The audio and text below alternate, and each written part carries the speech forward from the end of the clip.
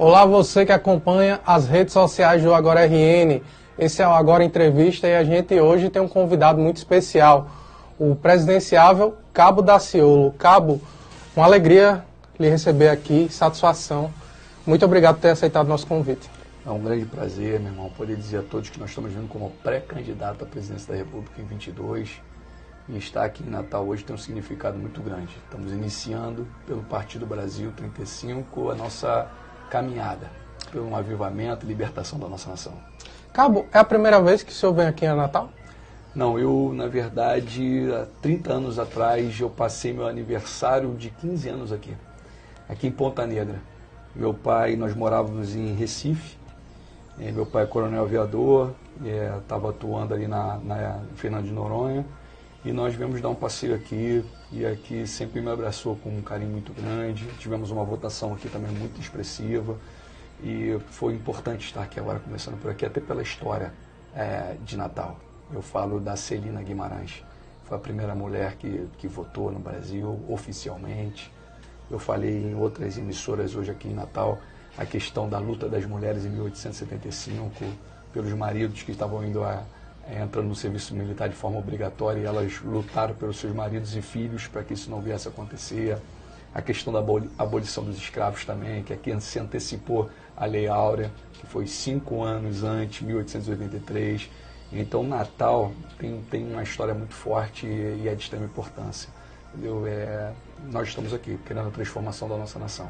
E o senhor vem para lançamento de candidatura, é isso? Uma pré-candidatura? Na verdade, nós temos aqui a Clorisa, que está vindo pré-candidata ao governo do Estado com total apoio do Cabo Daciolo. Eu acredito no poder da mulher, na força da mulher brasileira. E eu acho que Natal, ela simboliza isso tudo, sabe? Essa desigualdade de gênero. Eu sou contra todo cenário de desigualdade, eu luto pela igualdade, né? Então, essa desigualdade de gênero é muito triste. Eu tenho como vice-presidente uma mulher, que nós vamos apresentar um pouquinho mais à frente. 50% da nossa equipe para governar a nossa nação, mulher. Meu irmão, eu acho que Natal simboliza isso tudo. Ao mesmo tempo, você está aqui, nós vamos ficar aqui até segunda, a priori. O objetivo é poder ouvir do povo as suas necessidades, saber, pisar na terra. Porque eu acho que lá no futuro, quando chegar verdadeiramente a campanha, você vai poder falar assim, não, eu pisei lá, eu sei o problema de lá, eu sei o que está vivendo, o que reclamavam, o que estavam sendo dito.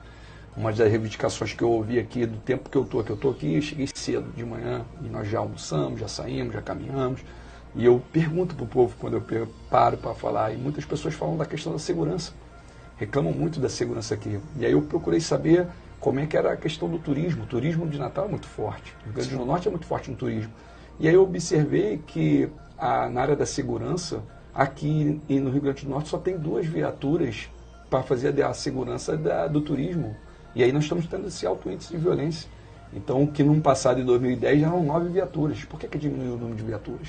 Vamos resolver esse problema, né? E você visualiza, você tem o lado aqui do sal, você tem 95% do sal do Brasil está aqui no Rio Grande do Norte, né? A energia eólica, os minérios, tanta riqueza, um povo tão maravilhoso. Por que nós estamos vivendo dessa forma?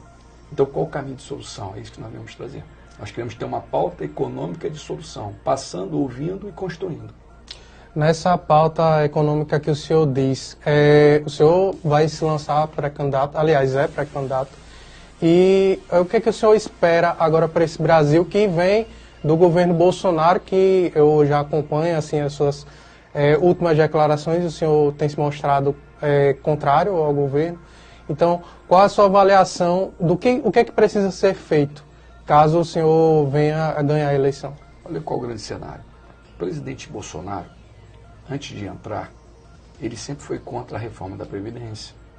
Ele sempre foi contra a privatização da Petrobras, sempre foi contra a privatização da Eletrobras, da Casa da Moeda. E depois que entrou, está entregando tudo. O que aconteceu? Em 2017, Bolsonaro se reuniu com a família Rockefeller. A família Rockefeller determinou o Paulo Guedes como o ministro da Economia. Paulo Guedes é banqueiro, um dos fundadores do BTG Pactual.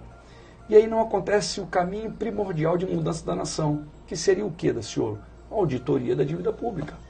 Vamos analisar a nossa dívida. Qual é a nossa dívida? O que nós já pagamos e o que nós não devemos? É como se você fosse para um restaurante, você vai pedir uma água, um refrigerante, e depois você quer a conta, e você vai olhar a conta. Então nós precisamos olhar a nossa conta. Você vê, os impostos estão muito em cima do consumo, não do patrimônio nem da renda. O mundo atua com o imposto em cima do patrimônio e renda, não de consumo. O consumo você só está pegando pobre, e não está dando a dignidade. Num país que nós vivemos, onde o capitalismo está soberano, o consumo é importantíssimo. Então, se eu dou condições para que a classe que está sofrendo, pobre, a classe média, tenha um potencial maior para consumo, eu estou elevando a minha economia automaticamente.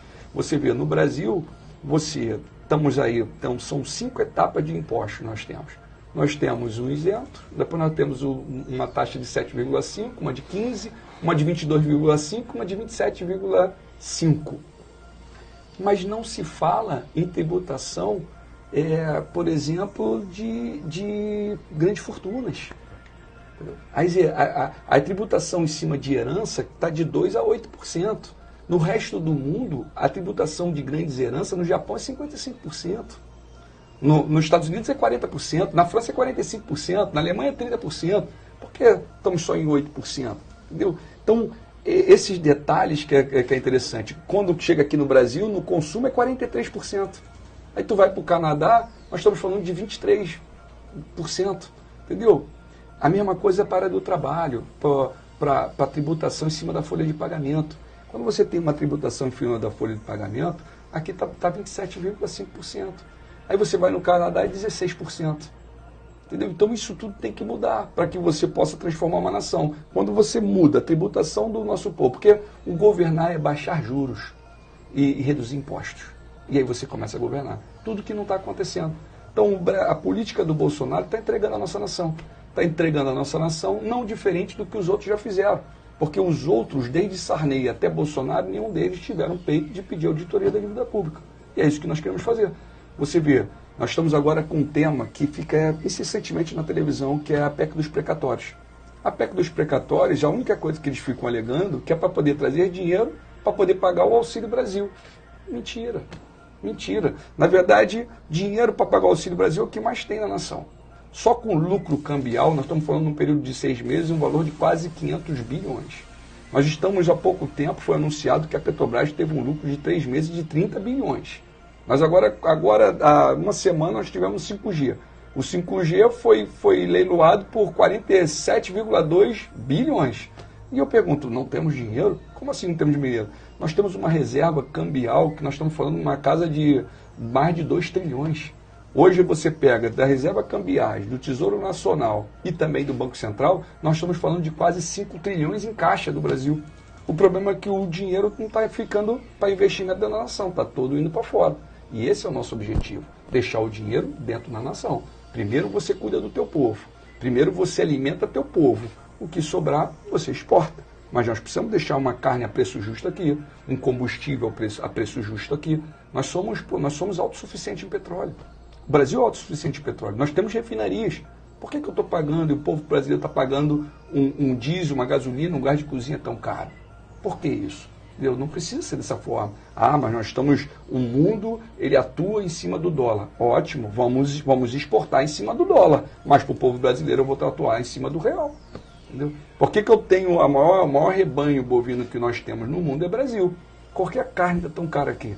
Porque estão pegando toda a carne nossa e estão mandando para a China. Não, primeiro vamos cuidar do nosso povo. Vamos alimentar o nosso povo. E aí você transforma. Esse é o caminho.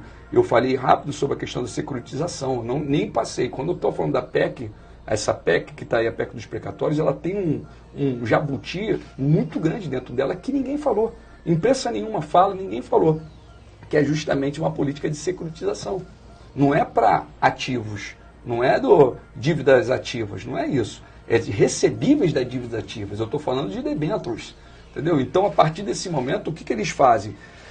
O governo Paulo Guedes, que está entregando a nação toda, está privatizando nossa galinha de ouro, que é a Petrobras, que é a mola propulsora do país, que é a Eletrobras, que é o crescimento e a industrialização do país, precisa de eletricidade, está entregando isso tudo. Em contrapartida, eles ficam construindo algumas empresas estatais. Para quê?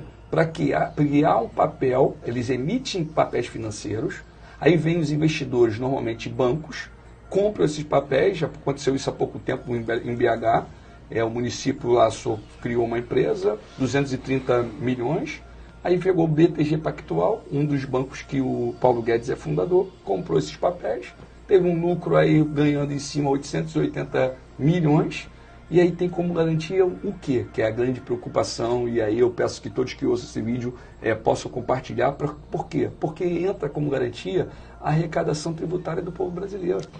Esse é o perigo. Sim. O senhor criticou muito aí nesse seu discurso a questão do Paulo Guedes, mas assim, a gente vive a eleição, né, praticamente só se fala em dois candidatos, que é Lula e Bolsonaro.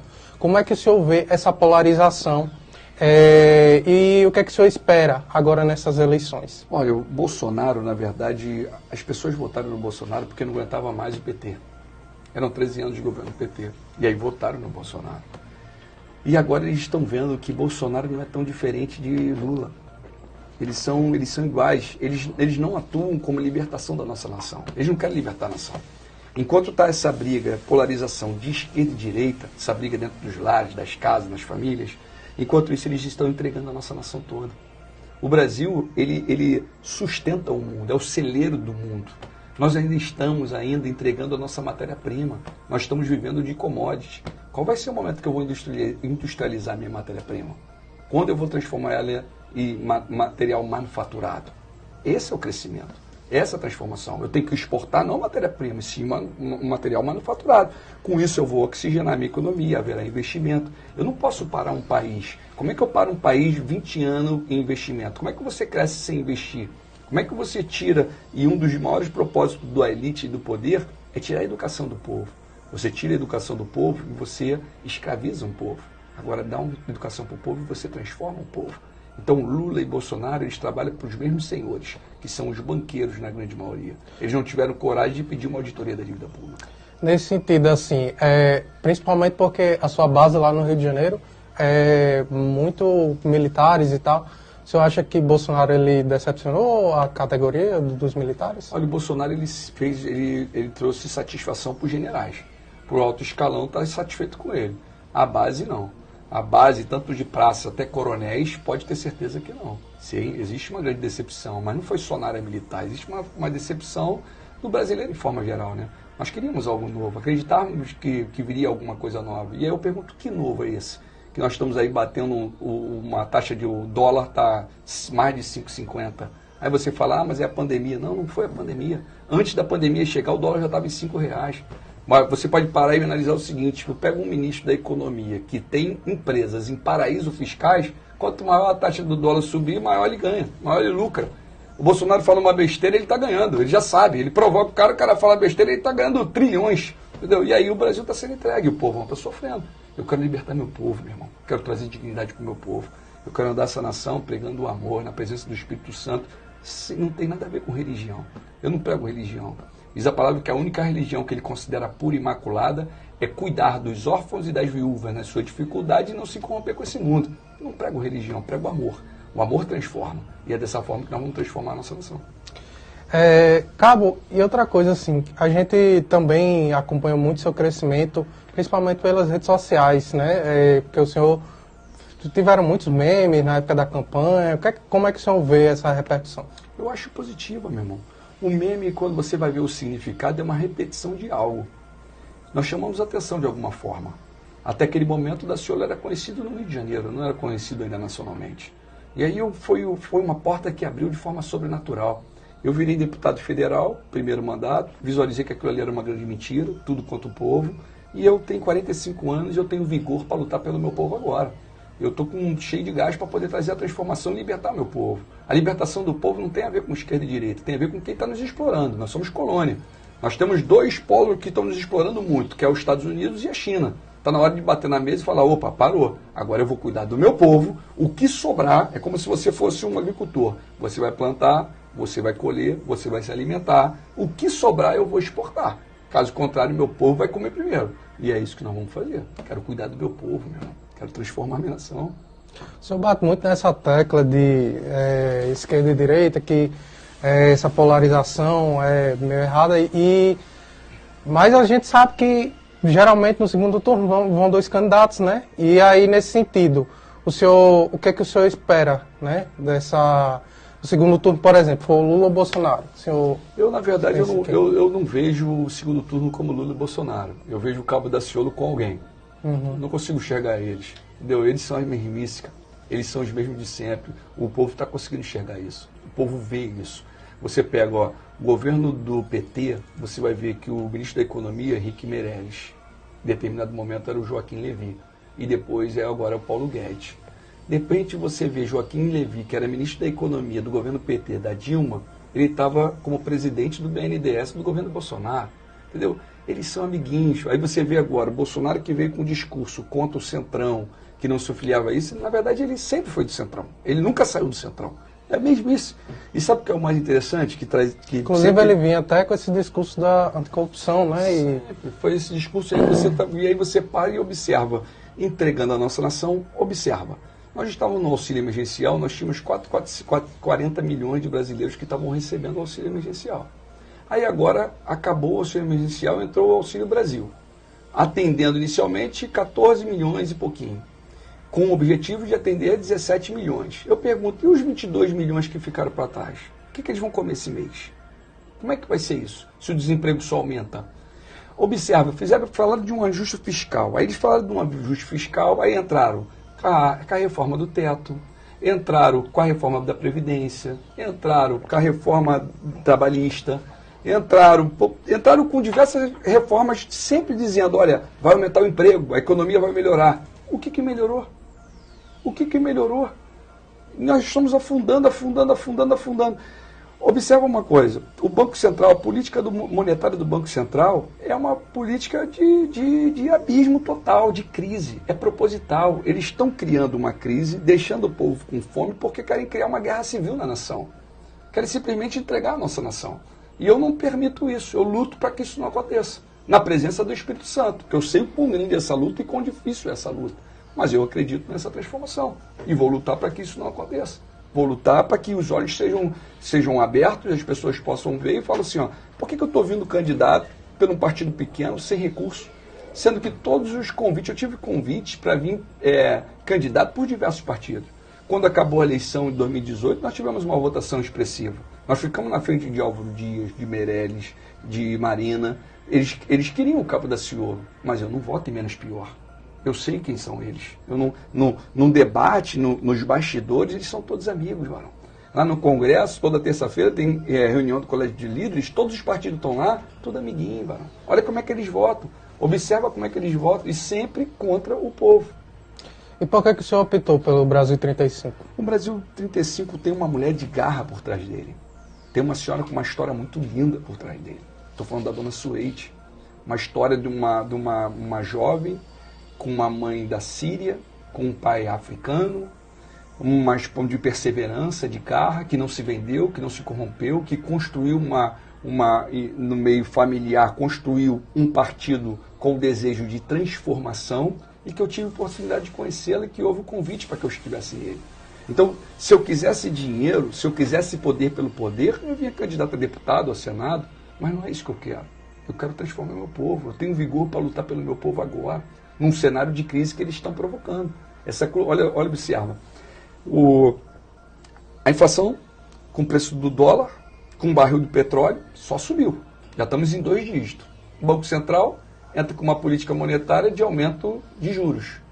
No intuito de que se aumentasse o juro, o consumo ia diminuir, a demanda ia diminuir e os preços iam estagnar. Mas não foi o que aconteceu. Muito pelo contrário, só aumentou. Por quê? Porque a partir do momento que o governo deixa de arcar com seus compromissos judiciais, em última instância, que são os precatórios, ele está furando um teto. Ele está passando por cima de algo, sendo que nós temos o dinheiro para pagar. Por que ele não paga? Paga essa dívida, meu irmão. Deixa pago, porque no próximo ano vai ter um outro precatório e tem que pagar. Pague, entendeu? E aí você começa a mostrar para o mercado, e o mercado começa a entender que o Brasil, calma aí, eles arcam com seus compromissos. Entendeu? Na verdade, você pega a reforma do teto, eu sou contra ela. Ela está parando o país durante 20 anos, ela tem que ser revogada. Você precisa investir para crescer. Investe e você cresce. Investe em educação, ciência, tecnologia, inovação, esporte, lazer, transporte. Você transforma uma nação toda, meu irmão. Só vai crescer. E aí você tem que fazer paralelo a isso a diferença por exemplo, do imposto de renda. Hoje a pessoa fica isenta 1.903,98 centavos, ela está isenta. Mas a partir do momento que ela vira 99 centavos, ela já tem que pagar. Paga 7,5%. Em contrapartida, você vê as grandes fortunas. Eu estava fazendo um estudo, vi até pela TV do Senado, e esse estudo me mostrou que apenas 30 mil famílias têm um patrimônio acima de 20 milhões. Não é taxado em nada, varão. O mundo hoje está conversando sobre taxar as grandes fortunas para poder passar por isso. Isso não é novidade. Isso aconteceu. Tem uma palavra bíblica que vai falar que nada acontece debaixo do sol que já não tenha acontecido. Você pega a crise de 1929 nos Estados Unidos, você vai observar que como mudou, como é que se recuperaram? Justamente com a tributação em cima pessoas físicas e jurídicas com um poder aquisitivo alto. E é o que não acontece no Brasil. Quando você vê, quando acabou a Segunda Guerra Mundial, na Europa estava em crise. O que aconteceu? Tributação em cima da onde estão as grandes fortunas. E aí você muda. Agora no Brasil está taxando o pobre. O pobre só quem paga a conta é o pobre. Tiram tudo do pobre. Por que você entra no cenário do refins para os empresários, para as empresas e não entra para o povão? Por que não resolvemos isso? Cabo, e outra coisa, assim, eu queria, até como uma dúvida que eu queria saber, né? Por que o senhor optou primeiramente pelo PSOL? Porque o PSOL foi o seu primeiro partido, eu me lembro que, inclusive, o PSOL tem essa pauta mais à esquerda, mais liberal, e o senhor é um evangélico, até tido como conservador, né? E eu queria tirar essa dúvida. Qual foi a sua escolha pelo PSOL? Olha, eu venho de uma luta de classe, eu sou bombeiro militar. Em 2011, nós fizemos uma luta muito intensa com o governo Sérgio Cabral, por dignidade. E o PSOL, na pessoa da deputada Janília Rocha, nos abraçou com muita força. Sempre esteve conosco. Teve um momento que o governador colocou o BOPE dentro do quartel central, dando tiro na gente. E lá dentro tinha uma parlamentar, a Janília Rocha, uma mulher maravilhosa. E eu entrei no PSOL, uma das grandes motivações de eu vir para o PSOL foi ela a priori. A minha base militar não queria. O PSOL também não me queria, mas eu fui por essa mulher. Mas uma motivação maior, eu fui lá para poder anunciar reino. A palavra de Deus, ela fala, meu irmão, que ele veio para aqueles que precisam ouvir. E não há um que não precisa ouvir. E a partir do momento que eu entro no PSOL, eu começo a divulgar reino. E ganhei muitas almas ali dentro. E foi interessante, mas só que eles me expulsaram. Senão eu teria continuado e terminado meu mandato lá. E, infelizmente, no Brasil, você não pode vir candidato sem partido político. Então, eu tinha que ter um partido político. E hoje eu encontrei um partido político para transformar a minha nação. Então, o meu início foi pelo PSOL. Eu agradeço o carinho que eles sempre me trataram, porque sempre me trataram com muito carinho, mas eles não me entenderam, porque eu estava anunciando o reino. E aí me expulsaram. Mas tudo bem, está tudo sob controle. Vamos bola para frente, vamos continuar. As pessoas têm que entender, e isso mais ainda o evangélico propriamente dita, que o nosso Deus, ele é um Deus de amor e de misericórdia. As pessoas gostam de olhar o cisco nos olhos do irmão, mas não vê a trave que estão nos seus próprios olhos. Eu faço um trabalho social muito intenso nas ruas, em comunidades, e eu observei que 90% dos moradores de ruas são desviados. São pessoas que estão fora da igreja por algum motivo, que foi atingida por algum motivo. Então, nosso Deus é misericordioso. Ele fala, sou criador do céu, da terra e não habito em templo feito por mão de homens. Eu habito dentro de você. Você é uma igreja. A igreja se reúne quando multidões de pessoas se reúnem para contar um mistério de um ide de Deus, porque a ordem é ir de pregar o evangelho a todas as pessoas. Entendeu? E as pessoas estão dentro de uma igreja fechada, falam de dízimo e oferta, estão enchendo os seus bolsos e o povo está morrendo de fome e passando necessidade. Esse não é Jesus. Jesus é libertador. Eles estão seguindo o caminho de Anás e Caifás. Esse não. As pessoas vendiam tudo que tinham, colocavam aos pés dos discípulos e esses distribuíam tudo de acordo com a necessidade de cada um. Não tinha ninguém necessitado no meio do povo. Se o senhor, por exemplo, via num debate, por exemplo, ser perguntado por pautas assim, essas pautas mais humanistas, como o exemplo aborto, a própria questão dos LGBTQIA+, qual seria assim, a sua resposta? Olha qual a questão. Aborto, eu sou contra o aborto. Ah, Daciolo, por que tu é contra o aborto? Eu vou falar uma coisa. Foi no 6º dia que Deus criou o homem e a mulher. E falou para ele, ó, sejam férteis e multipliquem-se. Encham e subjuguem a terra. Encham e subjuguem a terra. Meu irmãozão, é vida, varão. Vida. Tem uma história, tem um ser, tem algo grandioso. Tem algo grandioso. Então, nesse cenário, não. Eu quero vida. Eu sou contra qualquer morte de qualquer que seja. Então, esse é um ponto. O outro ponto, você me perguntou do LGBT. Jean Willis sempre me tratou com carinho, eu sempre tratei Jean Willis com carinho. Eu acho que eu fui um dos únicos parlamentares cristão que entrou num dia de uma comissão dentro do Congresso Nacional da parada LGBT e eu fui lá e anunciei reino para todo mundo. Preguei amor para todo mundo. Amo eles da mesma forma. O nosso Deus, ele ama o pecador. Ele não está em cima do pecado. Eu sempre fui um grande beberrão. Ele me resgatou, eu sempre fui muito mulherengo. Eu tenho um espinho na carne, você tem um espinho na carne, e qualquer um que está nos ouvindo agora tem um espinho na carne. E nós sabemos, mas a palavra de Deus fala que tudo é permitido, mas nem tudo convém. Só quem vai te dizer o que é certo ou errado é o Espírito Santo de Deus. É Ele. E eu quero apresentar o Espírito Santo a todas as pessoas. Aquele que abre o coração, ele entra, faz morada e consegue fazer grande transformação. É Ele que transforma, não é homem. Não é homem acusando, apontando, não. A maior definição de Deus, de algo, na minha opinião, na Bíblia, é que Deus é amor, é que Yahweh é amor. E legalização das drogas, qual a sua opinião?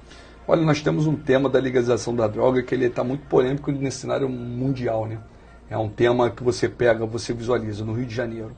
No Rio de Janeiro eu tenho a polícia, eu tenho o tráfico, eu tenho a milícia, eu tenho o governo. O pior de todos é o governo. O sistema, o governo sustenta todos os outros demais, principalmente o que eu estou falando é da milícia e do bandido. Ele sustenta isso. Como é que chega o armamento? Como é que chega a droga? Eles vivem disso. Assim é aqui em Natal. Com qualquer que seja a facção e qualquer que seja o sistema, tem um poder por trás disso. Ele quer isso. Ele não quer educação, ele não quer transformação, ele não quer mudança. Eu boto a droga a nível de ciência, como ciência positivo. Como droga, eu consigo observar que a própria bebida é uma droga. O próprio cigarro é uma droga. Então tudo que venha contaminar o teu povo, eu sou contra. Mas eu tenho que ainda atuar naquele cenário das pessoas em si, do seu livre-arbítrio, de conquistar algo de grande transformação. Então é uma pauta que hoje eu estou em cima dela como ciência para transformação, em cima de saúde, não como uma liberação geral. O senhor até entrou nesse tema e falou até da questão aqui em Natal, fala da segurança pública. O que o senhor pensa para melhorar os índices aqui no Brasil? É muito claro, a segurança ela muda com a educação e com o esporte. Você vê, nós acabamos de sediar uma Olimpíada. Assim, no Rio de Janeiro, em vários outros lugares da federação, foram colocados um centro esportivo com tudo. E depois que acabou a Olimpíada, não usaram eles. Não provocaram, não deram educação para o povo. Eles tiram a educação do povo. Eles tiram a oportunidade. Eu tenho um trabalho que eu fiz, esse trabalho eu fiz em 2007, na maior favela da América Latina. Eu sou bombeiro guarda-vida. E o bombeiro guarda-vida que forma o guardião de piscina. Então eu perguntei para o meu comandante, eu falei, ô coronel, o que nós estamos fazendo pelo próximo? Ele falou, o que foi, Daciolo? Eu falei, coronel, vamos levar um curso gratuito de guardião de piscina para uma comunidade? E ele parou e falou, Daciolo, o que você vai precisar? Eu falei, coronel, eu preciso de 5 homens. Ele falou, para onde você quer ir? Eu falei, eu quero para a maior da América Latina, Rocinha. E ele falou assim, então tá bom, vai lá, vê lá o que tu vai fazer. E eu fui lá. Implementamos, em cima da Rocinha, no topo da Rocinha tem um clube chamado Muarama. Esse clube estava abandonado, estava tudo parado, e nós levamos esse projeto para dentro da comunidade, formei mais de 300 jovens lá dentro. Nós demos uma perspectiva para esse jovem. Você vai para dentro de uma comunidade que não tem infraestrutura, que não tem lazer, que não tem uma motivação, que não bota educação, você quer o quê? Você quer transformar o quê? Quando você entra com isso tudo, mesmo no Brasil em si, 50% da nação, mais de 50% não tem saneamento básico. Você pega aqui, no principal, pega na área nobre de Natal, você vai ver que tem dificuldade com saneamento básico. Entendeu? Aí tu vai para dentro de uma comunidade, um ano de pandemia, lava a mão, passa um gel, não tem água, meu irmão. O rato caminha junto, toda uma destruição.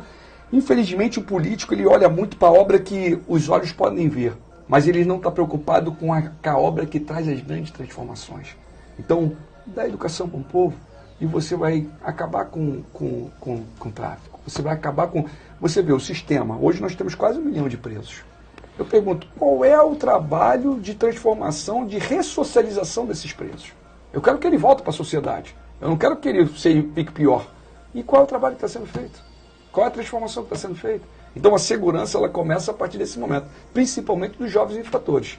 Jovens infratores. Você vai em jovens infratores, você tem lá o LLA, você tem crianças lá, Luiz Alves, que nós estamos no Rio de Janeiro. E aí você observa, onde poderia ter 4 crianças num quadrado, tem 15, 20. Como é que tu vai transformar? O garoto não sai dali para nada, não tem esporte, não tem educação, não tem... O que tu vai transformar? Tá criando bicho. Aí você, por que vai... Isso aí tá bom? Coloca teu filho lá dentro. Vamos ver se transforma alguma coisa. Aí muda, meu irmão. A gente já está perto de finalizar, mas eu tenho ainda 2 perguntas para o senhor. Eu queria saber o que é que poderia ser feito para ter amenizado a questão dos mortos na pandemia, na sua avaliação. Primeiro, valorizar os nossos cientistas. Os nossos médicos, porque nós temos no Brasil um instituto chamado Instituto Vital Brasil. Esse instituto ele tem mais de 100 anos, meu irmão. Para recordar todos que estão ouvindo essa mensagem, é que o Instituto Vital Brasil foi dali que saiu a cura de picadas de animais peçonhentos. É tratado com soroterapia. Existe um estudo muito avançado no Brasil com a cura da Covid. Não é um imunizante que não é 100% eficaz. É a cura da Covid. Sabe o que eles fizeram nesse período, meu irmão? Eu lembro que logo no começo é em cima do sangue do cavalo, é do plasma do sangue do cavalo, para a cura do Covid. O que eles fizeram nesse período? Simplesmente eles mudaram o diretor do Instituto várias vezes para que aquilo não acontecesse. Eles não dão e nem trazem com notoriedade e conhecimento para o povo, porque a indústria farmacêutica ganha com isso, ganha trilhões com isso, trilhões. Então, o material que está sendo exportado, importado das vacinas que estão sendo trago, por trás dela tem trilhões de circulação. Então, por que eu não vou também valorizar os meus médicos, os meus cientistas, para que eu possa sair daqui com a cura e exportar? É isso que nós temos que fazer. Eu quero valorizar os nossos, meu irmão. Tem muita coisa que pode ser feita aqui, tem que ser feita e que resolve. Mas não querem resolver, é diferente. É o não querer e tem como fazer. O senhor falou indiretamente de educação, mas aí eu vou pedir para que o senhor fale sobre isso e também sobre a questão do meio ambiente para a gente finalizar. Tá certo. Tu vê, olha, lá nós tivemos um exemplo muito claro no Rio, e aí eu estou aqui em Natal, eu venho aqui vou ficar 3 dias aqui, conversando com as pessoas, estou levantando os problemas da cidade em si, mas no Rio nós tivemos um trabalho muito forte do Darcy Ribeiro, com Brizola. Era o tal do Brizolão. Colégio em tempo integral, com ensino formidável. Mudou o político, mudou o governador, os outros que entram têm como rivalidade e destroem um projeto que dá certo. Você vê, não há esse investimento em educação no país. Nunca investimos em educação no país. Nunca investimos, nós não temos nem sequer 6% do PIB nacional em educação.